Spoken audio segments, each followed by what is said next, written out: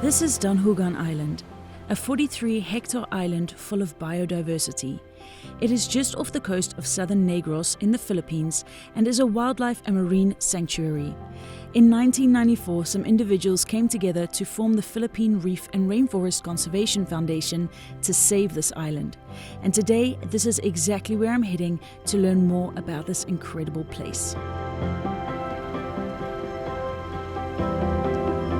Well, we are leaving the comfort of the mainland to go and see the comfort of the island, Danjugan Island to be exact. I think that's what we're seeing behind us already, yeah? Yeah, it's exciting. It looks so good.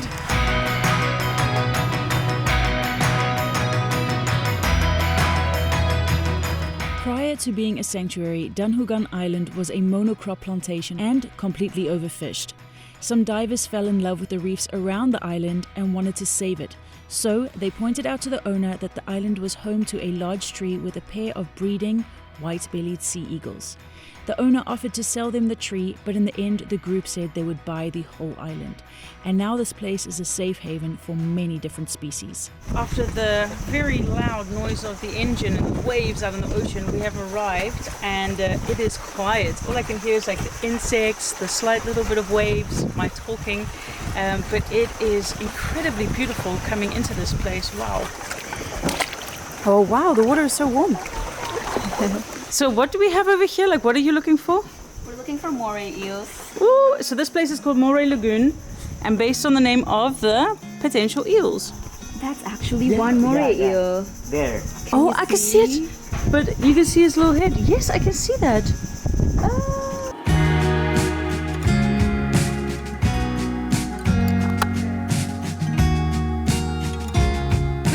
Just now make ourselves comfortable in one of the cabanas, and they are all overlooking one of the 7 ecosystems that you can find here on the island. And the one that we're looking at now are the mangroves. So we were trying to spot moray eels. Moray eels. We just found one, but we're going to be diving deeper into the different ecosystems throughout the day. So I'm really excited to show you guys around because look how incredible this already is. As we're landing, I was not expecting that this would be the first place that we would be checking out like this. So this is basically where we're sleeping. Like I said, we have the cabins, we have our mosquito nets. It's fully open. And over there, somewhere down there, is where the water starts. So basically the idea for now is to get settled in a little bit. I'm going to put on my hiking boots because we're going to start to get to know the island from the land part.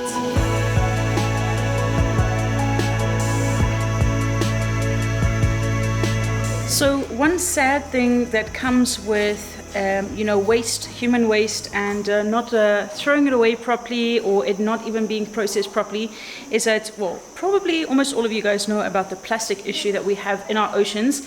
And here in the Education Center, they actually have something that showcases this very well.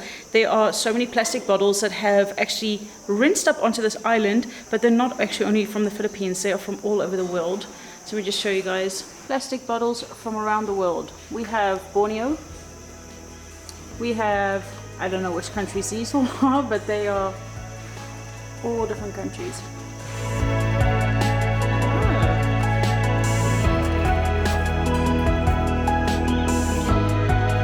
We actually have around 7 ecosystems here in the island. So this is one of them. This is the limestone forest, basically. We also have mangrove forests and beech forests. We also have a cave. We have coral reefs and seagrass meadows as well, and also the open sea. So this has been in restoration for around 30 years now, and all these trees weren't here before because this was a monocrop plantation of coconut trees.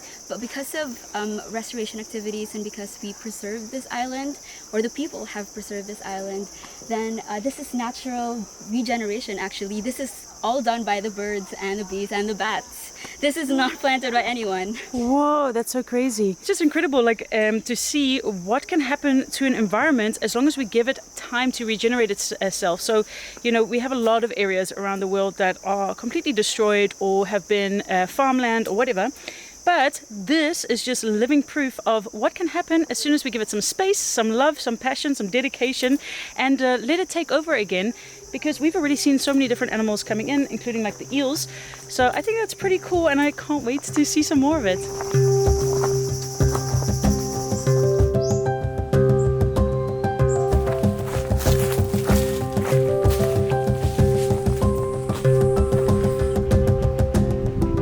Okay, so where are we?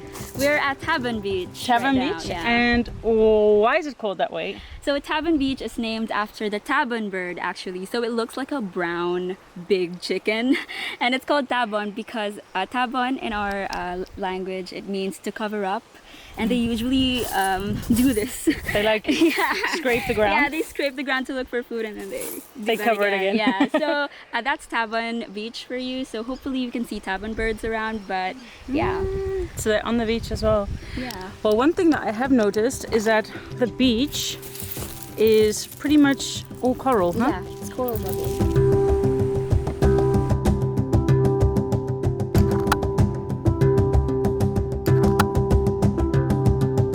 So already walking around here on Danjugan Island, you can see the vibrance and the lushness of the plants around. You can hear the birds. And this island is actually a refuge to a lot of species of animals that are not really surviving on the mainland anymore. And that is because obviously on the mainland you have buildings, loss of habitat, poaching, a lot of reasons why animals are not surviving anymore, which a lot of it is also caused by humans, which here on the island you don't have that. You know, this area is completely and solely meant for the animals. Now you can also stay on this island, but in first place this is a sanctuary. It is a land and marine sanctuary, and that is also what the focus is on. But people who do want to come and enjoy the beautiful environment can do so in a responsible manner, and there are options for that. But it's actually incredible to be able to see an island that is still so lush and so thriving and so wild still, you know, that wildlife is actually getting the opportunity to have a place where they can just be, you know, and not have to worry about the threats that we are mainly causing to them.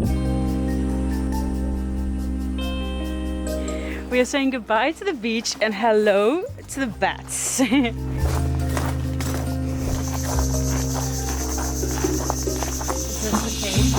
Wow.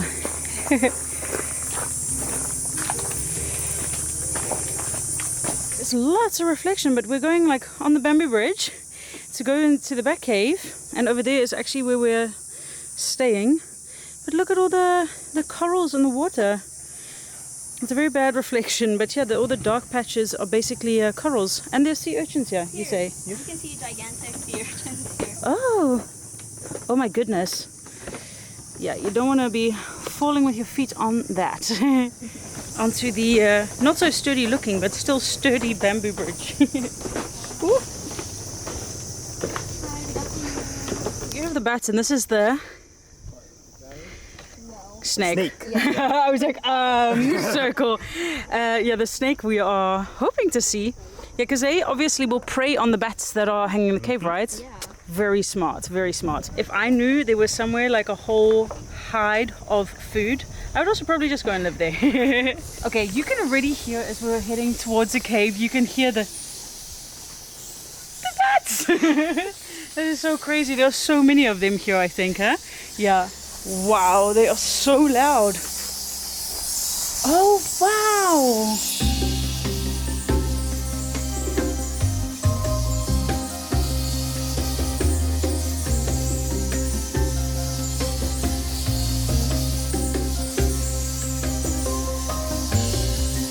So the crazy thing is you have 10 species of bats on this island, and they are all living in their different little colonies in this cave together. So you have different types of bats, all chilling, all living, all hanging out here. But obviously they would go out to go and get food, so like the fruits or the insects. But then after that, they reside over here.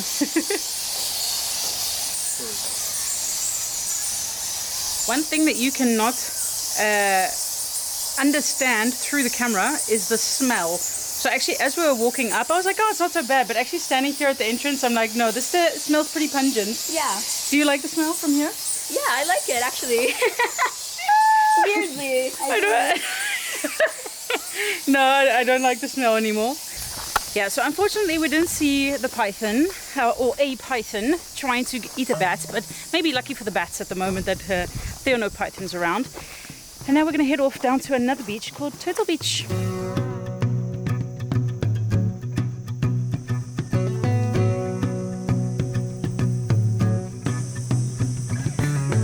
Okay, so what we have been seeing throughout the walking trail are these things, which are water buckets for the birds. Because it's been so dry, the birds are obviously also struggling with water and rehydration, so these have been added as extra measures. Hopefully rain is going to be on its way then very soon tonight, so that there is again natural water source.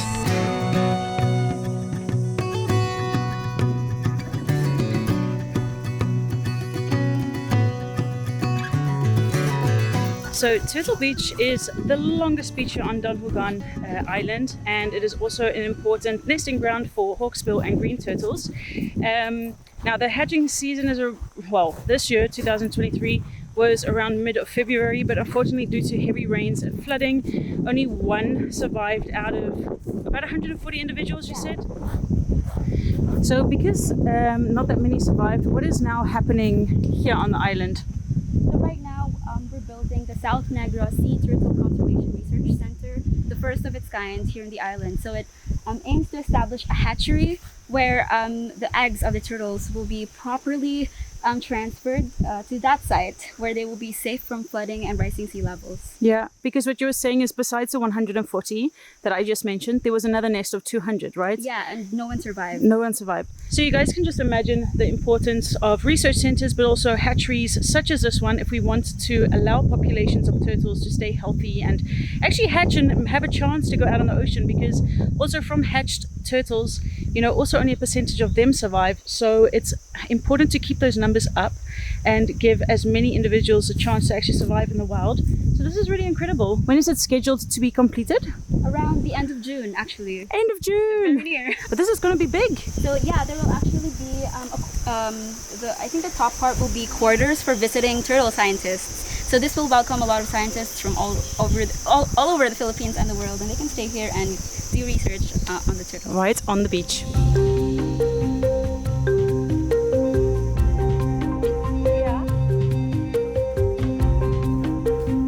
Yeah, so one thing here today, definitely I can notice, it's also like midday, is the absolute heat of the sun. So we're gonna have to try and take it a little bit slow as we continue our walk, because it is so hot.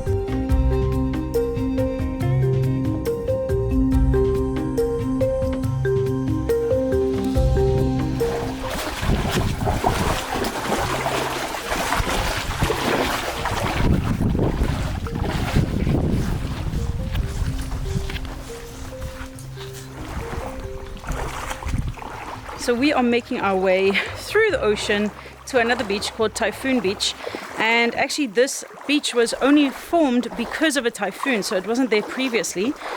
So apparently it's also a very good place for sunset, so that is where we're going to hang out for a bit.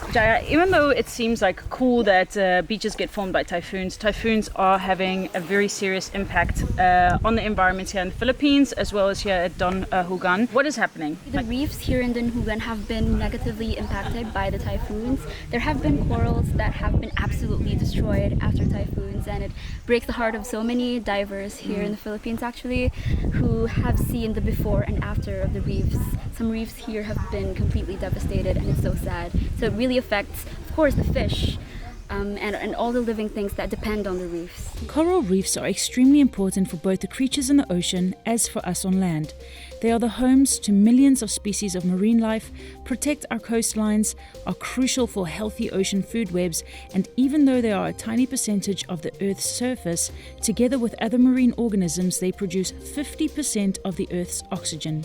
We made the smart decision to come back to Moroy Lagoon because of the tide coming in, but now actually once we're here, the wind is picking up and you can actually see this whole huge wall of rain on its way. So I'm really happy that we're not stuck somewhere trying to watch sunset and then get caught by the storm. I think this is where we're going to be buckling up for the rest of the evening. Good morning, guys. It is about 6:15 here on Danjugan Island, and despite the occasional very loud gecko, I had such a great sleep, and it's been pretty amazing waking up to all the sounds of the birds here. But today it is time to leave the land to go and explore well, the ocean. We're going into the ocean to see some of the ecosystems in the water around this island. So I'm hoping, because it's early, that there's going to be a lot of activity and we get to see some many beautiful creatures. But yeah, first time to get out of bed.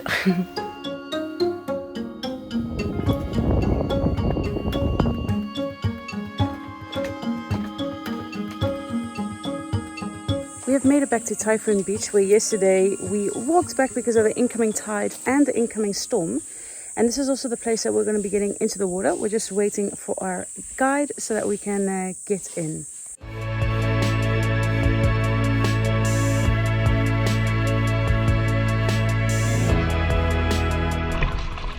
Well, we are looking fabulous.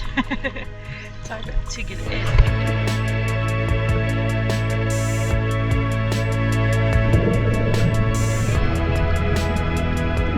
We started the snorkel out and first crossed the seagrass, where we spotted some starfish and giant clams. Once we swam further, we made it to the first part of the coral reefs. And despite my conversation with Jaya the day before about the threats these ecosystems are facing, I was mesmerized by what I saw. Actually being there and seeing firsthand the coral reefs left me speechless. This is incredible. I've had some beautiful snorkeling out here in the Philippines, but this has beat it all so far. I feel like I'm swimming in an aquarium. It is so beautiful. Wow, I have never seen anything like this before, and this is just giving me an indication of what a healthy ocean should actually look like.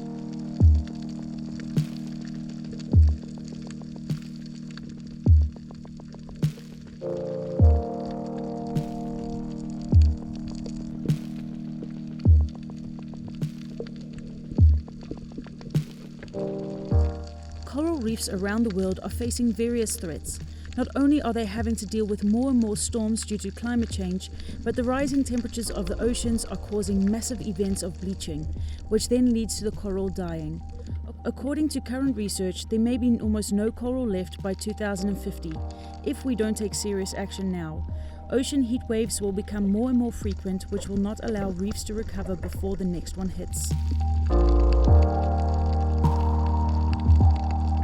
On a brighter note, seeing this coral reef and all the hard and soft corals, all the fish and all the creatures really makes my heart happy. I feel super grateful that I got the opportunity to visit Danjugan Island and see the marine life here while enjoying the magic of the ocean.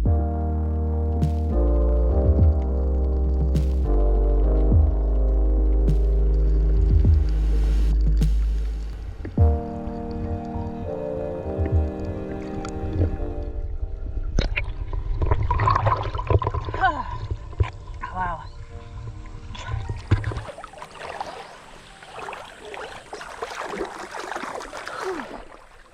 That was incredible. Because my mouth is so salty from swallowing so much salt water, which I know is not the idea of snorkeling, but it happened. Whew. Jaya making her way out as well. I arrived back from my snorkel, and I've got to say, it is truly amazing going out there and seeing so many healthy species of coral and so many species of fish. It's really, really lovely to get lost out there in the ocean. But we're actually going to go now to where this island, Danjugan Island, started its restoration journey, basically, and that is with that tree that had the nesting white-bellied sea eagles. So we're going to go see where this whole journey actually started.